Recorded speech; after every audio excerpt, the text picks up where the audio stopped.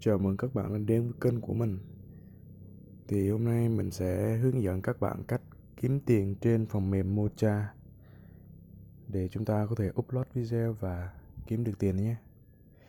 Thì trước khi xem video này, các bạn hãy cho mình một like, một đăng ký kênh và nhấn vào chuông nhé. Thì bây giờ mình sẽ tiến hành để có thể mà upload video lên Mocha nhé. Thì các bạn mở Mocha lên, các bạn tạo tài khoản, rồi sau đó các bạn đăng nhập nhé. Thì ở đây mình sẽ hướng dẫn các bạn nhanh cách làm thế nào để chúng ta có thể kiếm tiền trên Mocha nhé. Các bạn nhấn vào một video, các bạn ấn vào mũi tên tải lên. Nhớ rằng trước đó các bạn phải tạo tài khoản rồi nhé. Rồi thì ở đây mình sẽ có hai hình thức. Thứ nhất là upload video copy link từ YouTube rồi các bạn dán vào đây cũng được.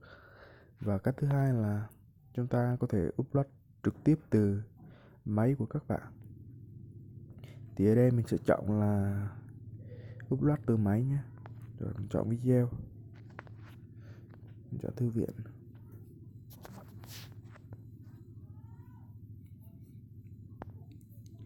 Rồi mình sẽ chọn một video bất kỳ nhé. Thí dụ mình chọn video này đi.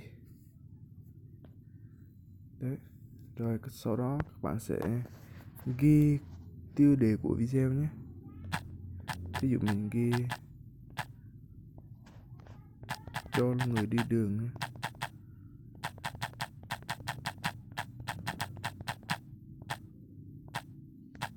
Rồi các bạn nhấn mô tả video nhé. Bạn ghi như nào cũng được. Hãy nhấn đăng ký kênh và thả tim.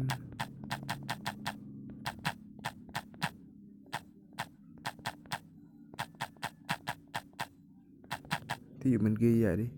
Rồi các trường này, các mục này bắt buộc các bạn phải điền nhé. Sau đó các bạn chọn mục này. Thì video troll thì mình chọn thể loại là video hài. Đấy. Thì sau đó các bạn nhấn upload thôi.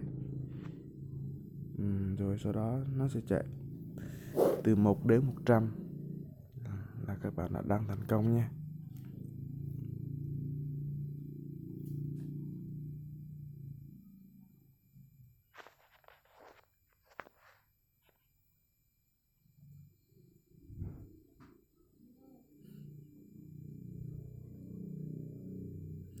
Và tí nữa mình sẽ xem cho các bạn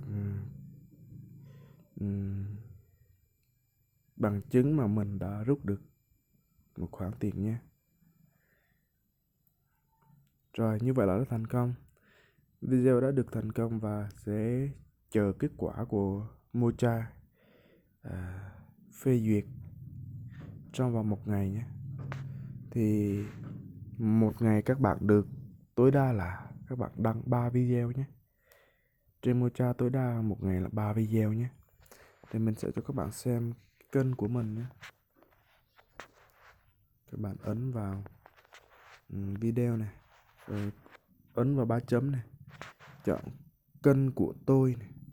Rồi các bạn có thể thấy ở đây thì mình mới tham gia và đăng được 16 video nhé. Thì đây thông tin của mình đây, kênh của mình này. Mới tham gia vào hồi tháng 4 nhé. Tổng số video của mình là 17 nhé, 17 video nhé. Thì mình bấm vào mục thống kê này. Thì đây là thống kê tiền bạn kiếm được nhé. Nó sẽ liệt kê ra những video nào có lượt xem nhiều nhất và bên cạnh là doanh thu. Thì để rút được tiền các bạn làm như thế nào?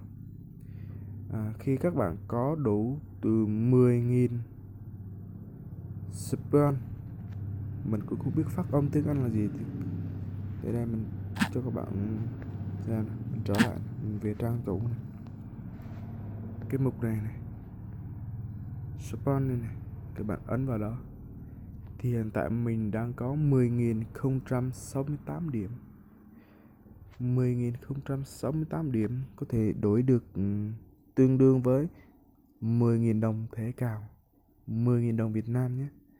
Thì ở đây mình có thể làm nhiệm vụ quay vòng quay may mắn để có thể thử vận may. Rồi mục đổi quà này mình có thể đổi thành mệnh giá thẻ cào 10k, 100k. Thì đây mình cho các bạn xem lịch sử của mình đã rút tiền nhé. Ngày 27 tháng 5 mình đổi thẻ cào 10.000 này. Và nhiều lịch sử nữa. Thì nếu mà tiền của các bạn nhiều trên 10.000 điểm thì các bạn có thể rút về ngân hàng. Vậy thì kiểu là các bạn phải liên hệ trực tiếp admin của Viettel nhé. Vân cho hỗ trợ rút về ngân hàng nếu số tiền bạn lớn nhé. Thì ở đây mình làm chơi mình rút về, mình đổi thẻ cào thôi.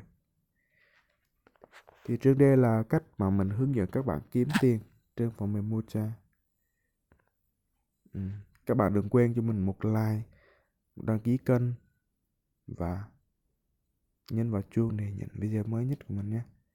Rồi, chào các bạn.